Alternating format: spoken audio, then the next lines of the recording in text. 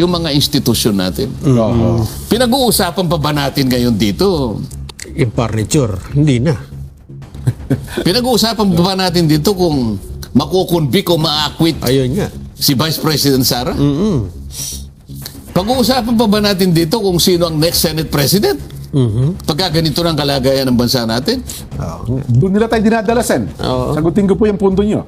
Doon tayo dinadala nila ngayon. Paano pa tayo madadala ron? Nagkabalintong na nga, hindi na nga natin alam kung yung mga kutsara, kung saan natin nakukunin. Parang Saan mo pupulutin yung mga Wala na eh. Parang yun ang priorities yan eh.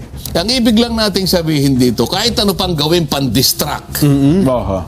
Sabi nga nung isang kolumnista, yung sinasabi ko sa iyo kanina. Our institutions are fast failing us. Faster. Mabilis na talagang ano. Oh, faster than our leaders' capacity to contrive anything to hide something from us.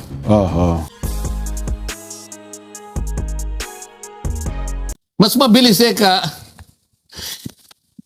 itong pagbulusok ng ating mga institusyon kaysa bilis nila na mapagtakpan ang mga pangyayari mula sa ating pagkaunawa. Hindi nila may tatago yun pag gano'n, Sen. Kaya nga, Mabigat kaya yun. irrelevant na nga eh. Sasabihin nga natin eh. Kailangan pa ba nating pag-isipan, makukunbik kaya si Vice President Sara o ma-acquit? Parang hindi na yun ang point eh. Kahit na sino pa yung maging Senate President, ano pa ba yun? Importante ba sa ganitong kalagayan ng bansa natin? Mukhang hindi na validong ano yan, Sen. Ano? Mukhang hindi yun dapat ng priority natin. O kaya natin dinidiscuss ito. Importante kasi ito dahil ito yung kalagayan ng bansa natin. Lahat ng mga taong nagmamalasakit para sa bansa natin, alam nila kung anong gagawin nila. Kaya lang, yung mga tao naman na wala nang ginawa, kung hindi ipagkanulo yung bansa natin, wala nang ginawa, kung hindi kunin nila yung Senate leadership, para sa ganon, ay tuluyan nilang malagyan ng kandado yung baul. Para sa ganon, yung baul ng Blue Ribbon, para yung skandal ng flood control ay talagang maibaon na sa limot at mailagay na sa isang kalagayan, kumbaga ilalagay sa isang panic room na kahit anong gawin mo, kahit nagamitan mo siguro ng pinakamalakas na acetylene na ano yan, hindi mo na hindi na mabubuksan. mabubuksan. Ganun ang gusto nilang gawin. Talagang silyadong gusto nila, no? Paano hindi mangyayari ito? Wala nang transparency. Ayaw nilang maging accountable. Gusto nila hindi na sila magkaroon ng pananagutan. Kaya itatago nila sa ating mga kababayan. Lahat ng magtatangka, kung sino man, napipilitin niyang buksan yan, ay talagang, kaya ganyan ang ginagawa nila eh. Kasi ang katwiran nga ng isang senador din, Sen, kasama niya naman, mas marami tayong priority na dapat asikasuhin. Move forward na tayo. Pero mag-move on sila, bago sila mag-move on, ay kailangan ibaon muna nila yung flood control scandal. Flood control scandal.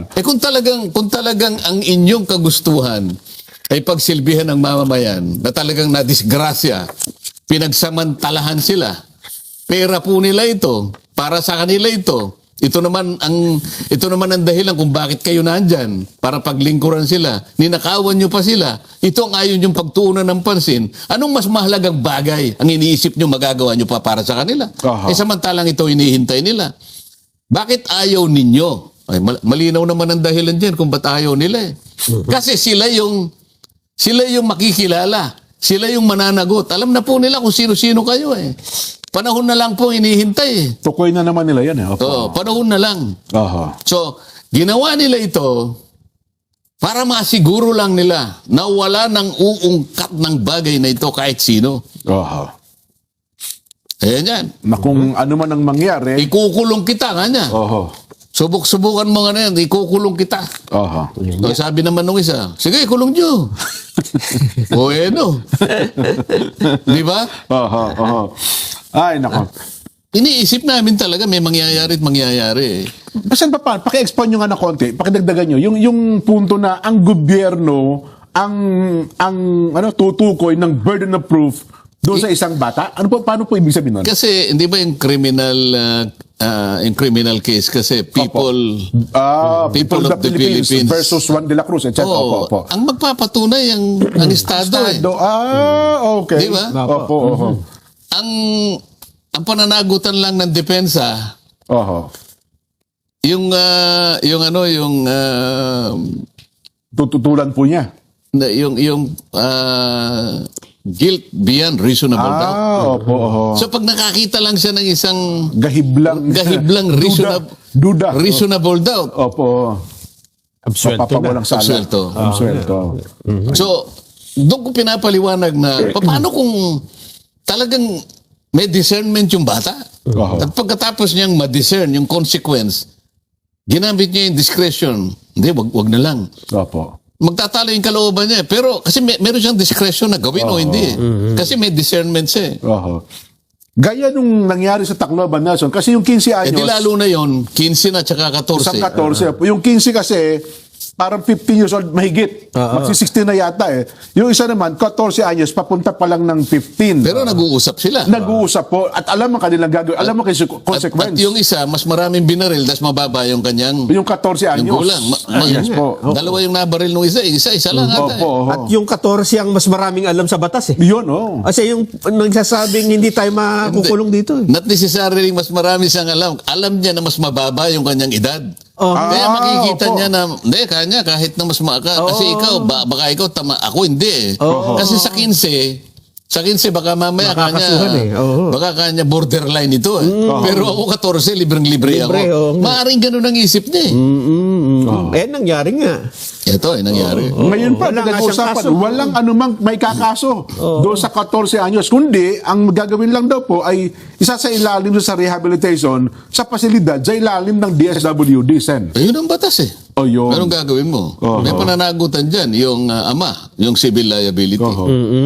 Yun. Pananagutan lahat. Nung magulang. Oo. Nung magulang. Pero kanina, sinasabi ko, Nelson, Jen, ang bahaging ito'y sinasalamin ng kalagayan ng ating lipunan ngayon, ng ating bansa ngayon. Paano po? Sa anong paraan? Kita mo, bakit nagawa yung ganon? Maluluwag na, mahihina na ang pundasyon ng ating mga institusyon. Di ba? Paaralan. Nangyari sa paaralan eh. Opo. Mismo. Kung palalawakin natin ito, meron ako isang sinusubaybayan na isang kolumnista. Huwag na nating banggitin ang pangalan. Alam niya to eh, kasi paminsan-minsan nababanggit ko yung pangalan niya. Ito lamang yung kolumnista na pag meron akong pagkakataon na talagang binabasa ko ng buong yung kanyang kanyang sinusulat. Yung iba, artikulo. titignan ko lang yung pamagat eh. Opo, alam nyo na. Titignan ko lang yung pamagat na ganon. Kung kakilala ko naman, puro may kulay itong mga ito eh. Opo. Alam ko na kung kahit na tinignan mo lang yung titulo, alam mo na kung Alam nasinulat saan eh. papunta. Dilaw eh. Yes po. Yung isa naman, pink. Opo. O, titingnan mo lang. Pamagat na lang. Ano yung title? Itong sinasabi ko sa yung sumusulat, kolumnista, makikita mo na very objective siya. Ayun. Dahil wala siyang kulay eh. Oho. Pero dahil sa ekonomista ito, ang basihan ng kanyang political analysis, palaging Ekonomiya. yung ekonomiya. Kaya maganda yung analysis niya. Okay. Kapag binasa mo yan, ang pinaka-latest na nabasa ko sa kanya, sabi niya, kung napanood mo kanya yung Titanic. Titanic, opo. Sino bang hindi nakapanood ng Titanic ako, naman? tatlong beses ko na panood Titanic. Ikaw naman, kaya mo pinanood dahil yung ang pangalan ng babae, Rose eh. Ayan. Tama, di ba? Yes po, tama. Si Nelson naman, alam ko naman dahil ito naman kasi realist ito eh. Malalim ito kaysa sa'yo. Alam mo naman yun eh. Ako matuwa lang, okay na ako. Sabi niya, paano mo kanya aaregluhin ang mga kasangkapan, yung furniture, nung papalubog na yung Titanic? Ba? Oo nga. Ganun ang kaya pagka natutuwa ka pag habang binabasa mo eh. Isip-isipin mo na lang. Huwag ng Titanic, Jen. Opo. Yun na lang, yung sasakyan nagkabanggaan halimbawa. Ang pasahero, hindi malaman kung saan kung may nahuntog, may di ba? Pati kasangkapan o lahat ng ganito. Di ba? Pero ginamit niya yung Titanic Kasi malakihan, no? Papalubog na. Opo. May nagbagsakan na kasangkapan, may nagkadulas-dulas, may nagkaumpugan na, mayroong nahulog sa ganito, lahat na. Ibig sabihin, topsy-turvy ang nangyari. Opo. Tapos, at saka niya ngayon, itutuloy yung kanyang pananalita. Okay. Pai-imagine niya sa'yo eh. Oh, na-imagine mo na kanya kung paano mo ngayon ayusin ang pagkakawindang-windang ng mga pangyayari, kung mga tao, kasangkapan, muebles, lahat na. At nagkatumba-tumba lahat. Opo. Yan ang imahe ng ating bansa ngayon. Mabigat, ano? Palubog. Pagkatapos ngayon, ano ka ngayon, napatda ka ngayon. Nelson, ano? Titanic. So alam mo na ngayon kung gaano ka... So lahat kasi makaka-adapt yun eh. Gaano ka... Naintindihan lahat Gaano yun problema mo ngayon? Oo. Meron ka pa kayang may sasalba? Titanic ang pinag-uusapan eh. Yung lalim ng dagat na yun. Ayun Tapos Mario Joseph naman. Tapos nag-yellow pa yung dagat. Ano? Pagkatapos sasabihan ka niya, we're already in a period of stagflation. Yan. Tingnan mo nga yung stagflation sa Sa Avatar. sa Stagflation. avatar mo. Parang ngayon ito, kasi maraming nakikinig pala sa atin dyan. Hindi ko alam na ganito, dumami ng dumami nako, pala eh. sabi ko sa inyo, Sen, eh. Laksa-laksa na ho talaga. We are now, dati kanya, alam natin na maring nandito na tayo. Pero ngayon, officially, andito na tayo Opo. sa condition ng stagflation, sabi niya. Pinagsamang stagnation at inflation, sir. Ayan. Oo.